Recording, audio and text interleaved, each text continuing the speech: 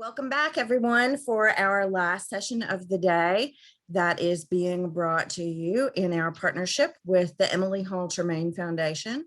I'm really excited to have with us today Heather Pontonio from the Tremaine Foundation and also Susie Trejo Williams from Campbellsville University, co-presenting together about advocacy and Artists Thrive. And I'm going to turn it right over to Heather. Let's get to it.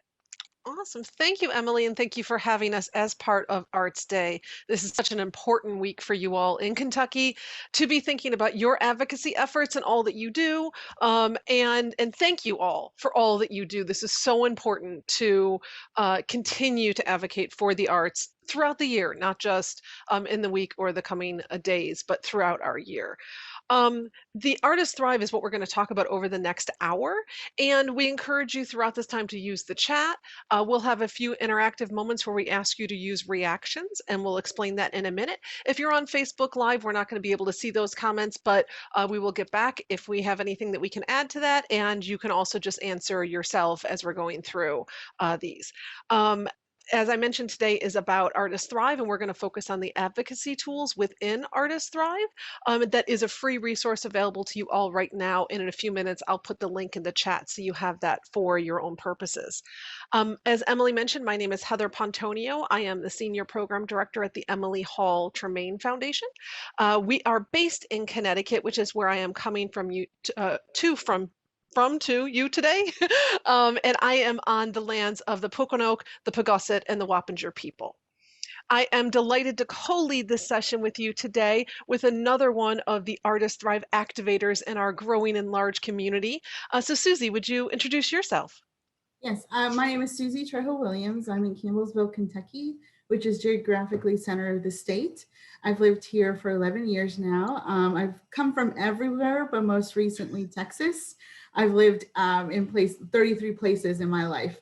So I'm a little bit of everywhere, but urban to rural and everywhere in between I have lived. I'm also an artist, I'm an educator. I teach here at Campbellsville University in the art and design department, from foundation to studio to senior seminar and gallery work for our students here. And I've been a part of Artist Thrive for 3 years now, I think. At least. So I'm excited to be here and co-present with Heather. Awesome. Susie, I think you're going to lead us on our next slide here, so let me get that up. You remuted yourself though, hon. Yes, thank you. So we'd like to know a little bit more about who's joining us today and get to know you guys a little bit more. So using the yes and no, which is found in the participation button if you're using an older Zoom, or the reactions button, which you can find on your panel. There's an example on the screen here if you have the updated version. So please respond as appropriately to these prompts. So who is an artist? Where are the artists? I can see everyone. Here we go. All right. Some artists showing up. A few folks. Thanks, a few. Yes. All right. So this may not necessarily mean that you're making a living by selling art, but artists, absolutely. Do you work in an arts organization? However you can respond. Got a few. And have you heard of Artist Thrive before? We hosted our first 3 summits in Berea, and we've been working with the Arts Council for the last few years, especially around the creative economic summits, economy summits. So yes, I see a few that know Artist Thrive, great. And have you advocated with elected officials for artists or the arts before? Yes or no? Some no's and some yeses. All right, thank you so much. That's really helpful. Thank you. It gives us an idea of who's in the room and how familiar you are with the tools and what Artist Thrive is. So we'll make sure that we kind of run through this presentation thinking through both those lenses. To give you just an idea of the next 45 minutes or so, we're going to do a bit of a grounding in what is Artist Thrive and what are these tools we're talking about. We're going to explore some of the advocacy questions that are part of the tool, specifically within the I Work with Artists tool. There are 2 tools in Artist Thrive, and we'll get to that in a minute. And then we're going to end this with how you can get involved, how you could use the tools, and ways that you can take this and run with it after we're done with our session here today. Briefly, Artists Thrive is a growing initiative. This has begun a I keep forgetting. I think it was 2015 is when we first launched this. So we're about 6 years out in the world right now. So it's still growing. And the core part of this is that it offers activities, it offers practices. The first time we have shared language in this field for the arts and working with artists, and an overall vision of what it means to succeed and thrive as an artist. And we put artists at the core of the foundational work, because without artists thriving, we will not have a thriving art sector. And without a thriving art sector, we will not have thriving communities. So think of this all as a set of interconnected and holistic resources that we're going to share. And they're designed to be a starting point for you to guide you on your own personal journey. Some of this language may not be perfect for you, but it's encouraged to get you to think and explore the ways that you could be working to better support artists so that they can thrive. As I mentioned, Artist Thrive is a national tool. It is free to use. It was formed by those who fill it out. So our network is full of arts administrators, of funders, of artists, of educators, of folks all across the country who are putting artists at the center of what they do. And Susie's going to share with us a little bit more in a second about what rubrics are and how this all came to be. But the whole point of this is it allows us to think about the world we want and to plan backwards in a way that helps us get there. As I mentioned, it's the first time we've had these shared language and standards around working with artists. So it's been very helpful for organizations to be able to use it locally and say, these aren't just me, this isn't just me saying this, this is a national ask. This is the national goals that we have in this work. So it helps elevate your work as well. And as I mentioned, it really sets that stage for conversations. You may look at something that we're going to share in a few minutes and say, nah, I don't think so. That doesn't align with what we do, but it's getting you to think about it, and it's encouraging you then to make your own write your own rubric, write your own framing on this, because until we have it written down as goals, they are never going to become reality. And as you can see by everything I just said, it's all about professional development in what we do. As I mentioned, it's a growing network all across the country. This map is about a year old now, so I can say there's just more stars and more flags all across the country, but you'll see the collection within Appalachia, especially within Kentucky, because we had our first 3 summits in Berea. There's been a lot of activity in Kentucky, and also being part of the past Creative Economy Summits, we know there's a lot of folks all around you that are aware of Artist Thrive and thinking about ways they could use it in their work. I want to ground you just a little bit in this idea of the iceberg model.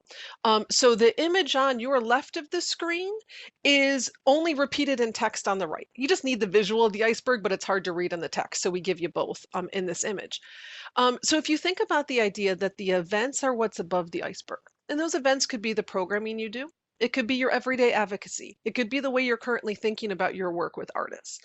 And what happens is we get so stuck living in the events and things that are above the surface that we often forget to step back and think about everything that's below the surface that's influencing those things.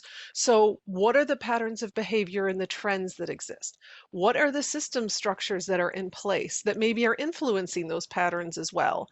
And then deep down at the bottom of the iceberg there are the mental models. What assumptions exist? Maybe for yourself, maybe for the elected officials you talk to, maybe for the artists you work with. But until we stop and look at all of those and think through that structure, we're never going to change the events above the surface. We're never going to be in a position that the arts aren't always trying to get just a little bit more money or a little bit more respect in our communities and with our elected officials if we don't dig down and see what is actually putting this all in the structure in place. So sometimes using this model is really helpful to start conversations. Often those conversations involve a lot of why. Well, but why? Why do we do this? Why is it like that? Why are we prevented from being part of a different conversation? So Artists Thrive really hopes that the descriptions and the text and the stories we use allow you to get below that surface and dig down and eventually create a position for you to change the events and what's happening in our world today or in the future. Um, all of the Artist Thrive work comes from the Social Profit Handbook Guide. It's a wonderful book if you have an interest in reading and want to purchase this. But the idea here is, as David Grant says in the book, if you measure what you value, people will value what you measure. So we've been stuck in the arts world for a long time measuring number of people that attend or the volume of events we have each year. But is that what we value? Is what we value the volume of people that we bring in, or what we value how art impacts lives, or how that experience helps someone heal, or helps someone be able to have a conversation and community that they couldn't have until the arts came in and created that space for that. So the driving piece of the book, as well as the work of Artists Thrive, says if we can shift how we talk about what we're measuring and we can measure those things that we value, then we can watch the world start to get in line to say we're actually valuing those things that you measure, the value of the arts in our community. Susie, you're up. Yes. So using the thumbs up reaction, if you're, please click on that. If you're familiar with rubrics and formative assessments, please.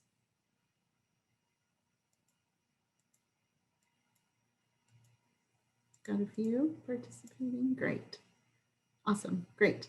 So a rubric, just to get everyone sort of on the same page, a rubric is a grid that offers a spectrum from lack of success, poor or unacceptable, to the ultimate vision of outstanding success. This spectrum specifically describes what each level looks for. It can add qualitative data, which is stories that we share, as well as quantitative data. That's where we're really good with tracking attendance and numbers. So by laying this out in advance, we can envision the world we want to see and plan backwards, translating vision into action. Rubrics are always in a draft state because as you achieve success, you can move the bar.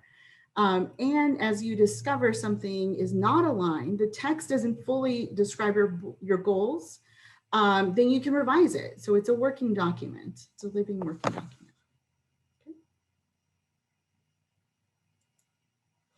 All right, we're going to be looking at, I work with Artist Survey Tool on this one. So we're going to just go from left to right that you see on your screen. On the left, the category under Artists Give Up, we assume that we are aware of artist issues. And we're going to give reactions here at the end. So just think about where you kind of fall in line in both of these, or all four of these categories. So we assume that we are aware of artist issues. We do not have mechanisms for fully understanding artist issues and perspectives. Survive, we have some mechanisms for seeking and understanding artist issues and perspectives. And last one, Thrive, we have robust outreach and mechanisms for seeking and understanding artist issues and perspectives. All right, so with a raise of hands, who feels that they're at the give up level?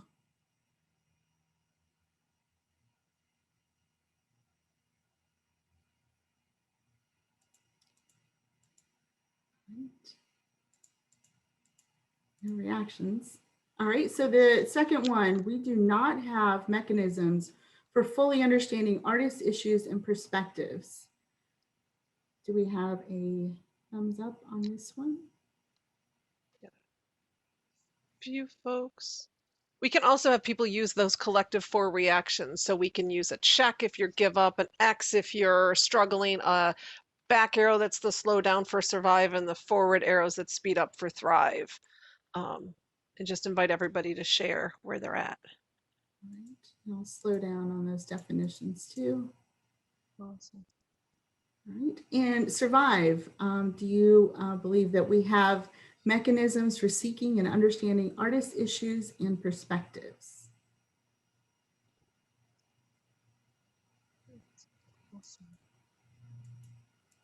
Got a few.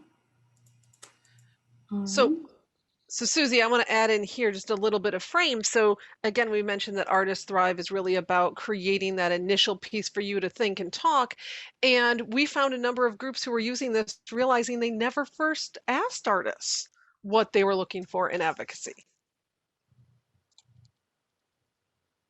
All right, in our last group for Thrive, we have robust outreach and mechanisms for seeking and understanding artist issues and perspectives.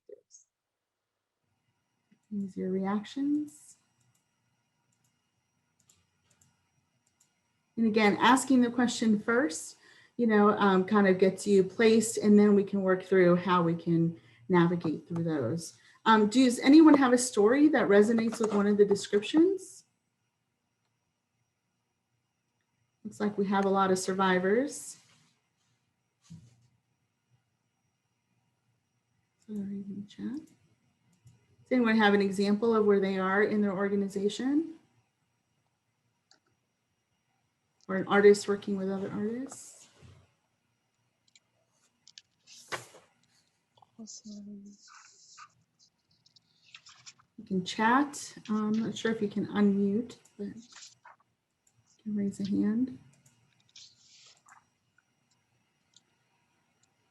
So what's great about this as well is it's just encouraging you to think. So you may not have an answer right now, but you may be sitting there going, I never really thought of this before. I wasn't really putting artists and their perspective into this. So very cool. Susie, do you want to jump into giving a little more structure before we jump back into some more of these questions here? I have a, sure. And I have a, in the chat, we have created surveys with artist input, but they don't always return the surveys. Yes, correct. So perhaps you have the framework done, but getting that feedback is also problematic or challenging in that sense. And one of the good things with this tool is that if you have something that's specific to organization, you can add a column to it to kind of work through that and shift yourself up to thriving on how do you get responses, or maybe there's a different method that would be helpful for the surveys in that capacity. So shifting some of the language or adding a column is always an option with this. It's a working document. Awesome. Yeah, and so the beauty here is, as Melanie has added in the chat about getting the surveys back, maybe that's the deeper question then, is what's the struggle of getting them back? Or is there fatigue? Are they long? We know an organization in Connecticut who took, and they do annual artist surveys that ask, like, how is this organization doing? And they just embed 2 of the questions in there. And so they really know the organizations are going to respond, or the artists are going to respond, because they're looking at different ways they want the organization to support them next year. But by adding 1 or 2 of these questions in that actually ask the artist to provide greater input, has increased their artist response of the survey as well, because they see the input value. Awesome. Perfect. All right. So think of Artists Thrive like a navigation system that helps us where we are in our work, where we want to go, what is involved in a form of measure, how we can improve in ways that benefit everyone involved. So you see the 2 categories here on the screen. This suite of tools includes a rubric for those that work with artists and for artists themselves. Each rubric is divided into sections by category. So if you work with artists, this rubric includes engaging with artists, service and programs, paying artists, community connections, advocacy, funding individual artists, power, organizational capacity, and then, yeah. If you're an artist, that rubric includes practice, power, planning and capacity, money, and communicating and connecting. And remember, the draft is in nature of the rubric. The draft nature is part of the rubric. This will continue to evolve as people nationwide begin putting the tool to practice. So for example, you see at the bottom line, we're going to be adding the 6th category of self-care. And I was part of the summit, one of the summits, that was a major conversation of adding that. So it's always looking at input and seeing, getting that information and adapting where needed. Okay. Here's another question from the advocacy category. Use reactions based, we'll use that. I'll read them through and then we'll react to see where we feel that we fall in line. So going from the left to the right, artists give up. We are wary of artists who self-organize around their issues and goals. The struggle, we are open to listening to artists who self-organize, and we may include their ideas in our advocacy work. Right? Survive, we offer limited support to artists who self-organize, and we make space for their voices in local and national conversations. In our Thrive, we celebrate, resource, and build capacity among artists who self-organize. Together, we strategize and share power to build local and national art-centric advocacy platforms and long-term change. So the last one's a bit long, so I'm going to go over that one again. So the Thrive, we celebrate, resource, and build capacity among artists who self-organize. Together, we strategize and share power to build local and national art-centric advocacy programs and long-term change. All right, let's go through all 4 of them real quick. And let's, oh, go ahead, Heather. I'm already seeing some people put up the survive arrows. That's awesome. That's awesome. So yeah, so the give up, we are wary of artists who self-organize around their issues and goals. And some of these questions are really hard to answer, these descriptions, especially if you know that there might be other people who can see how you're responding. But just to reiterate, this is a self-assessment. This is designed for you to do individually and not necessarily share your answers publicly, but get you thinking about what it would take to move to a higher level on this tool. What would it take to get to survive? And then as you see this aspirational level of thriving, that may take a lot of work to get there. But by reading it, you almost can start to see a path of what it takes and what work you'd have to do to move up the tool. Right. And then I see a question of, can you define self-organize? And I think as organizations or individuals can look at the language and feel perhaps that word, we need to define it and take a moment to figure out what that means. Perhaps it doesn't resonate with your organization or institution or you as a person working with artists, and maybe the language needs to change. So there is opportunity to shift things around, and I think it'll be really, evaluating how that works and really tailoring it to your institution. Let's see. Do we have any that feel that we're open to listening to artists who self-organize, and we may include their ideas in advocacy work? If you feel like there. Yeah. sharing. All right. Survive. We offer limited support to artists who self-organize, and we make space for their voices in local and national conversations.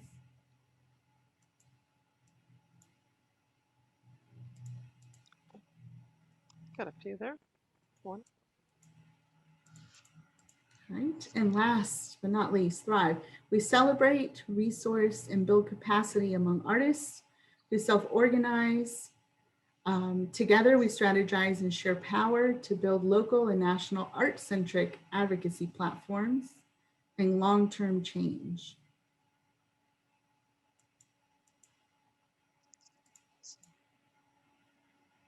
Do we have anyone that would want to share what resonates with the description, or perhaps you're sort of falling in between some of these categories? Or perhaps need to bring it back and discuss a little bit more? Susie, I'm wondering from your perspective as an educator, kind of where you see this, because I'd imagine a lot of your artist students self-organize within their university experience, but do you see them doing anything within the community or just collectively trying to have a voice? Yes, and to some extent, I think it varies. We do have some students that are interested in murals and graffiti art and those kind of things. And so knowing that they had an interest, I found a space for them at our institution. And so they can practice. And we've had a lot of people commenting and excited about seeing what the next mural is. We made it sort of part of a course. And so they had to complete so many during a semester. And so that's open for the community and one of the major thoroughways onto campus. And we've had some of the students actually be commissioned in neighboring counties and also at our institution itself.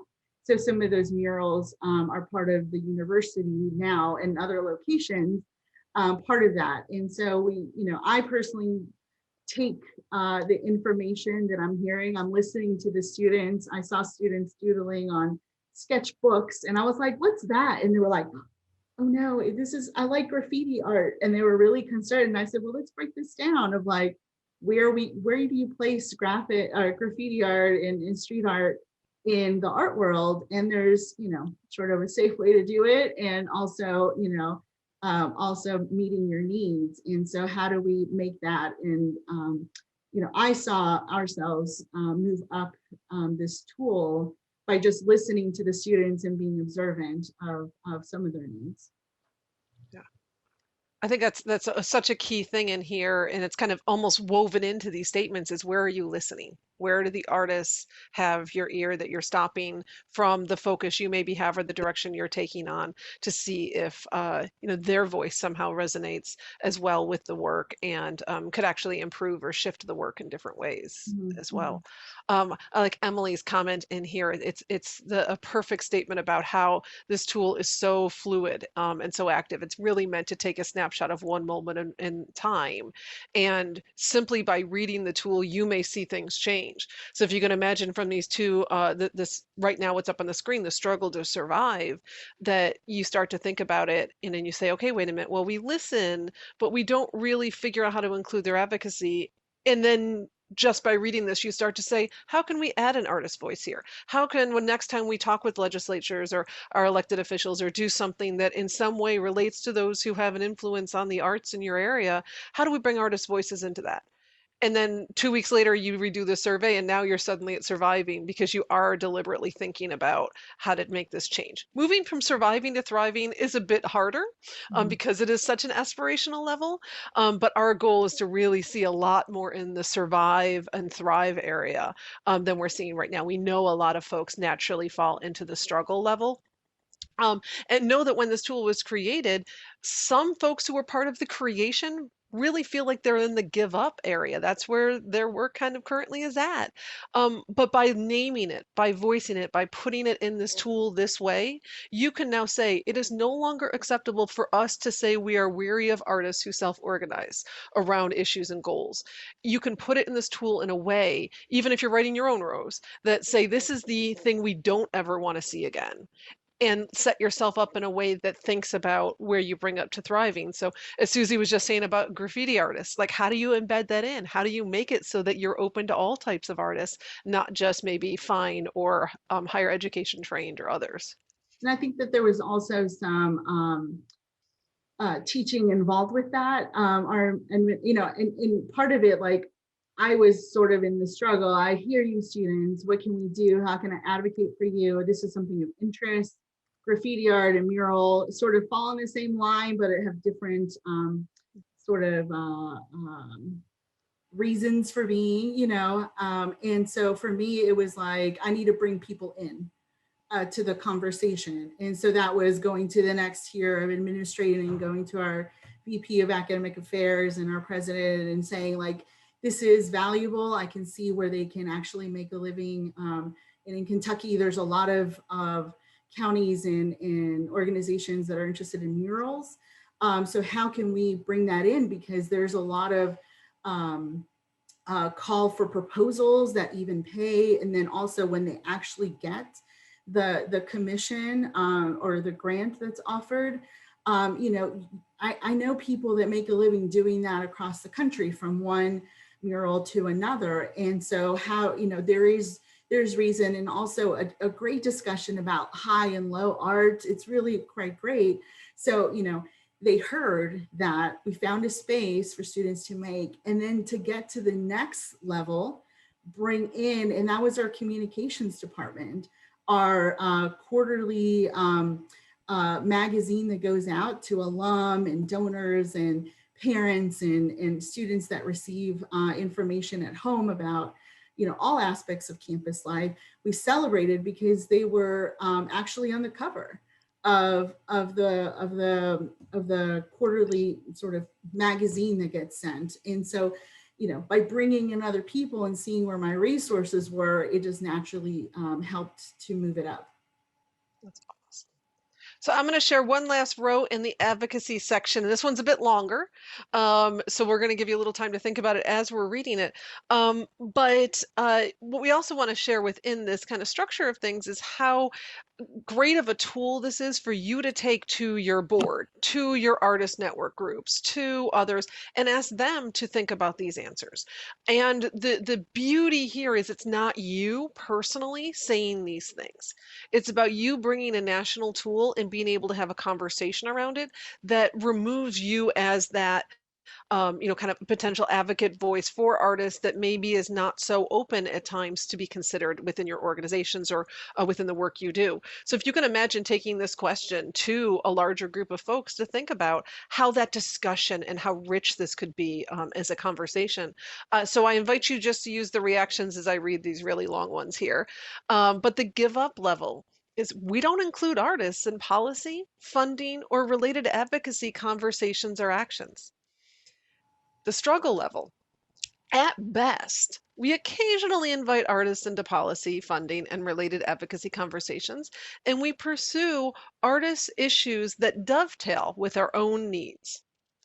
At a surviving level, we regularly seek input from artists to build inclusive, generative conversations on policy, funding, and related advocacy agendas, and we are open to advocating together. Okay, here comes the aspirational, the thriving, the top of the rubric row. We always directly engage with a diverse and full range of artists on the development of policy, funding, and related advocacy agendas. Together, we pursue advocacy goals and we collect feedback on artist issues and refined advocacy goals and develop new solutions. You can see the lofty, thriving, aspirational level that's in that question. So use your reactions and just give us an idea of where you feel like you land right now. How much do you include artists? How much do you kind of go it on your own, thinking that maybe you do know what artists needs? Maybe the artists have been telling you the same thing for years, and so you think you got it figured out. And maybe there's some feedback spots there. So this is also part of the things that we hope that you're considering as you go through the next week and time here through Arts Day and Arts Week and Arts More in your community is, how are you bringing those artists into the conversation? And we hope by the end of this time that we have another, 20 minutes or so together, that you're starting to think about where the artists play in your role and what you can do. So I'm going to keep reinforcing that throughout this time and throughout our conversations as well. So we keep mentioning, we shared you all this stuff about Artists Thrive, but we haven't actually told you about how you get this for yourself or you dig into more. So I just included the link in the chat for Artists Thrive. You can see there's a screenshot here on the homepage about what Artists Thrive is or what the website looks like. It includes a number of sections here. You can see the headers across the top. It's completely free. There is no login, no barriers to jump in and engage. At the top of the tool here, you'll see this assessment tool, which is actually now part of the self-assess area. That's where you can take the survey. Within that section, you can take the survey right online and answer it through like a survey dots. You can get to the bottom of that screen and you can see it all as a nice rubric grid. So it shows you where your answers land, which is a nice visual to help. But you can also download this as a PDF document and a Word document, and have those for your own files to work with and talk about and share. We know a number of groups who have downloaded them and then shared them in artist work groups and things like that. So that's all underneath that self-assess feature there. Under the implement area is a number of ways that you could run Artist Thrive sessions within your community. So it gives you some workshop activities you can do. A number of them can be easily translated to doing on Zoom. So one of the ones I love a lot, and we do often at our summits, is the Four Corners activity, where you read a question like what we've had, and you say, okay, if you feel like you're in the give up, go over there. If you feel like you're in the struggle, go to that corner, survive corner, thrive corner, and have that conversation with others who kind of feel the same way. And it's a great way to develop a network, for other artists to learn from each other, and to understand that no one is alone in this. There's definitely other people across the country or in your own community who are feeling the same way. And think about the power of those voices all coming together and say, we don't want it this way anymore. And what you could do in advocating for artists in that way. So there's lots of tools under the implement section for you to consider. In the take action section, we're going to go to a piece from there in a minute, but there are lots of stories there. And you can sort those stories by the categories that Susie shared at the beginning of our call. But in there are text pieces, and you can grab those texts and share those out in your meetings or conversations of a story that came from Philadelphia or something from Arizona or something else in Kentucky. And there's also a number of videos. So we're going to show you one of those videos in a second, which are really great for not only you to be able to see that alignment, but it brings the descriptions to light. It helps you see that, oh, this is maybe what they mean by that based upon some of the stories that are being shared there. And we're not going to share it today, but Susie has the best video on the site. So you just need to go watch that because her time management skills are a thriving level to aspire to for anyone. So definitely go check out her video about time management. And then also again on the site, there's a summit section. If you haven't been part of Artist Thrive in the past, go to this section, look up the poetry from past summits, and we commissioned artists at every summit to attend and then write poetry, 10 original poems in reflection of their experience. And you will see a number of Kentucky poets in that site who have shared their wealth of experience and knowledge with us. So definitely go take a look at that. You can download all of their poetry from the site. And so I believe I'm going to hop to this next screen here, and it should be a video. So we're going to show it through here. We recognize this may be a touch choppy, compliments of Zoom bandwidth issues, but you're really just listening to this example. So know that it's just her sitting, sharing her story here. So this comes from the advocacy section online, and is a story. I don't think she introduces herself, but her name is Casey Sumner. She's part of the Artist Thrive community, and she used to, her previous job from where she is now, was with the Arts and Business Council in Nashville, Tennessee. So the example that I thought of is an example where artists struggle or even give up. And it's really about the importance of including artists in the setting of policies rather than thinking of artists as sort of the recipient or end recipient of a policy. So in the late 90s, when the city plan was being created for Nashville that would set all of the policy for the city for the next, 10 to 15 years, no artists were included in the process at all. And as a result, we saw policies that didn't think about artists, right? Not shocking. They weren't in the room, they weren't considered. And so not only were they not included in policies in ways that might be helpful for artists weren't viewed as an integral part of the city and the operations and weren't seen as potential solutions for some of the challenges that the city was facing. So you ended up with a very sort of segregated, siloed artist community that felt that they were being kind of handed policies and handed things that were, going to continue for the next decade or so with no kind of say in that. So I think it's really just kind of a cautionary tale for not just being at the table, but being really meaningfully involved on leadership teams when setting policy for the entire city in a way that people may not necessarily think artists need to play a role at that point. Awesome. So there's lots of stories like that throughout the site that are both from the giving up and struggling level, but also the surviving and thriving kind of aspirational things you can aim for. And you can just imagine taking this story that's in Nashville, where you can actually take time and dig in and find out what the policies were in Nashville and what happened, and then translating that to cautionary tales in Kentucky, and what you don't want to see happen, and how you can help shift and shape some of that thinking as policies and plans are made throughout your state. So, Susie, we're going to go to this next screen here, but I'd love for you to share for a minute kind of how you use Artist Thrive and your experience with it. And I know you come back to it regularly, as you just kind of plussed Emily's comment in the chat there. Yeah, I use it personally, and I check in with myself as, and especially during COVID, seeing where I'm personally, as an artist, and then working with artists. I'm part of different organizations. And so I've gone to, for example, Art Center of the Bluegrass, and worked with them and helped facilitate them working through the rubric, and some things were really obvious, and some things were like, we never thought about that, and just having them consider and self-evaluate in that way. I also use it in the classroom. So my senior seminar are students that are getting ready to graduate. I just did one at the beginning of the semester, and then I'm going to check in with them at the end of the semester to see where they are.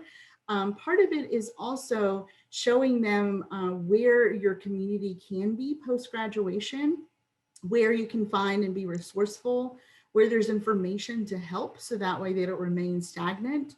And then I also use it for my upper division courses. Some of them are like a studio problems course. They each decide what their course focus is going to be.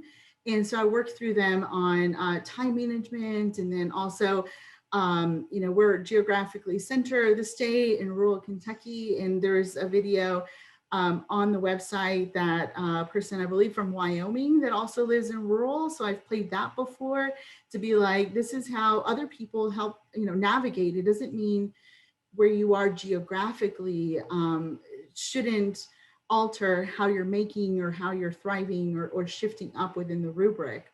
So I use that in that capacity as well, and share it with the students. And again, the resources that are there as far as videos and things that they can relate to or need help with in that sense. So some of the ways that I utilize it.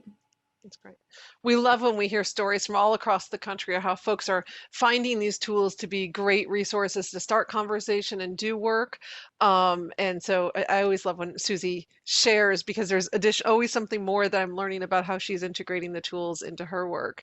So this chart on the screen is really helpful, just to think about all the different ways that Artist Thrive can be used. But just to share a few more stories with you of what we've heard across the country. The community of Charleston, West Virginia, use this whole tool, the I Work with Artists tool, as a community self-assessment about how the community felt that they collectively, as a community, as all people who work with artists, were considering artists in their work. And what that actually led from the survey was the foundations and funders all in Charleston, West Virginia, getting together and hiring a person whose sole effort was to advocate for artists in all arts things. Okay, so it was that the tool, the data that they got of the tool, was what they needed in order to have the voice and to bring that person on to get the funding. So great way to think about the tool there. There is a brand new arts council that is just formed up in Michigan in a really small community, and they're about to use the tool almost in a similar way, but that is going to allow them to advocate for line item funding within their small town city government for support for individual artists. Because initially the charge for them was think public art. And they're like, we're a tiny community. Public art isn't necessarily what we need. We need to engage with artists in different ways. So they're looking at this tool of the way to show the voices of where the community could be supporting individual artists. The self-care component of this tool, not the road that's coming. I mean, there is self-care questions that are built into this already throughout, and those will be kind of brought together into this new category in the tool. But the idea that stopping and going through this tool that thinks more than just about how are you making your money this way. It asks you about where is your voice? How do you have time for yourself? How do you have a life work balance, even though with artists, everything is kind of melded together and it's hard to figure out what time is what at times. And again, Susie's video really goes into that pretty well. But the idea that you can stop and you can say, this thing, this answer to this description is what's making me feel really stressed and tired as an artist. And if I focus on that thing, that one element, it would actually help me on a path to thriving. So an example there is an artist in Virginia who took the survey like 5 years ago, right when we released this, and reached out to say she only had to answer the first question in the entire survey. And that first question in the artist survey asks if you have time to make work. And she realized that she's dedicated her life to being a mom and raising kids, and realized, wait a minute, I have grandparents. I have parents on both sides who could provide childcare 1 day a week and allow for that 1 day a week for me to create art. And it completely changed how she saw herself as an artist and the time that she was able to dedicate to her creativity and her passion. And it was simply by stopping to go through the survey that helped her see that path and that shift that she could make. We know that there's organizations across the country who are doing this as a starting point in conversation between staff and board around strategic planning. Doing them separately, doing it with two separate groups and then comparing is a great way to create conversation to say, are we on the same page here? If we think this is our advocacy efforts and you think this is our advocacy efforts, why are we not thinking along the same lines? So just simply, again, having this more neutral tool that starts a conversation and lets you plan forward. It also, again, going back to the David Grant quote from the beginning of our time, it helps you measure what matters. So if you start looking at this and you say everything we're doing great on actually relates to numbers of people, and it doesn't talk about valuing, and it doesn't talk about the dedication we have towards artists, it opens up that conversation to start to think about what you could do differently or shift and change. The additional piece about that as well is when you answer the survey, and again on the survey on the site, it's in a survey, it's in a grid, there's different ways to look at it.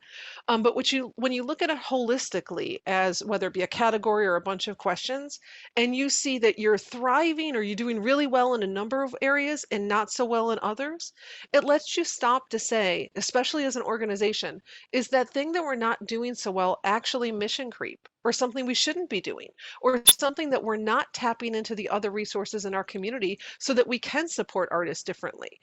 So it allows you to make some decisions, especially as you're thinking about strategic planning and moving forward, of maybe that shouldn't be something we do anymore.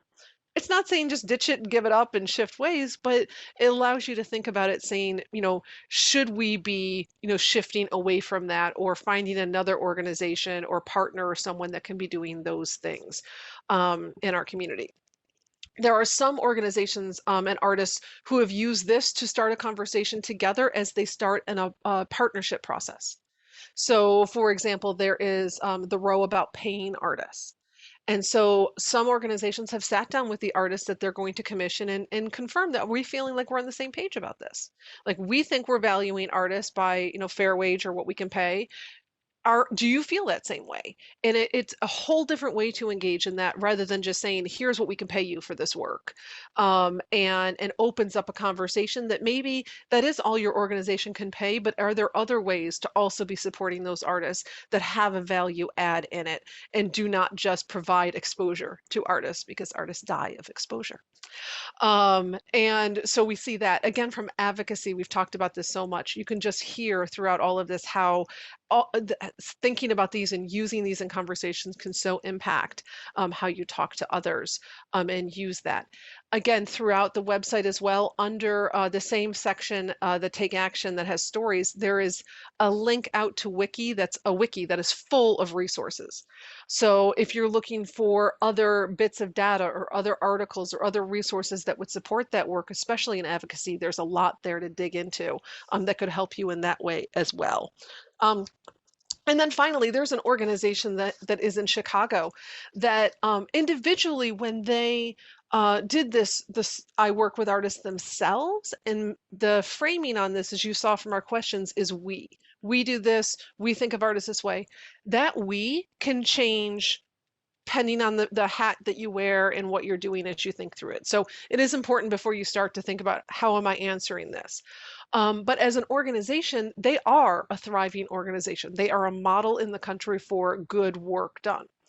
When they took this survey, making the we their community partnership work, they did not score themselves as high because of all the influences in community. And it allowed them to stop and say, well, why aren't we doing as well when we work with others as when we do things individually? And it created a whole point for conversation and relationship building as they now, start new projects with others. They can stop and say, well, wait a minute, we value artists this way, and we need to confirm we're on the same page for that and have an agreement before projects get started. That's awesome. Susie, I'm not sure if you have anything more to add, but we are at the point now of about 5 minutes left with any other questions. If anyone wants to add anything into the chat, or Emily, I'm not sure as well if you have any other questions that we can answer for folks. So one of the things I think that I put this in the chat, and then Susie gave me stars. She starred it. She upvoted me. How valuable the survey actually is. And I know that it has helped me have focus in my own work. So could you just talk about that a little bit more? And I also know, Susie, I thought some of the examples that you gave were so great, especially about how you used it to work with your students who wanted to do a new kind of project. Could you just talk about, especially because you have been using the survey for a long time, how you've used it all this time and the different ways it has been useful? Well, I can give an example. Like during COVID, I pivoted a little bit from art making to presentations, and I was writing a chapter for a book and all these things that my art making hasn't really been on the forefront. And then also, just sure mental exhaustion and Zoom and all that stuff took into place. And so I was trying to figure out like, what can I do and how can I push myself and get back up on that rubric, right? And so Heather, you'll know Christine from Shoebox in Shoebox LA. PR. Yep, yes. Shoebox. So she's been doing, since the pandemic started, a call and response. And so you get paired up with an artist, and for 2 weeks you go back and forth, and within 24 hours you send something back, and it's kind of like a collective interaction thing. And so it's been on my mind, and then I missed the last deadline. So I actually just started that yesterday, and I'm to send a response by 6 p.m. today. In some kind of art making. And so, but I knew that I needed something to sort of push me a little bit more and get myself back onto making. And Heather just posted that link on there. And so I knew that revisiting myself and my art making needed to take more precedence for myself, because I had flipped it and focused a lot more working with artists or producing in a different way, more academically, rather than creating artistically and visual art. So I personally have used it in that way most recently in the last 5-6 months.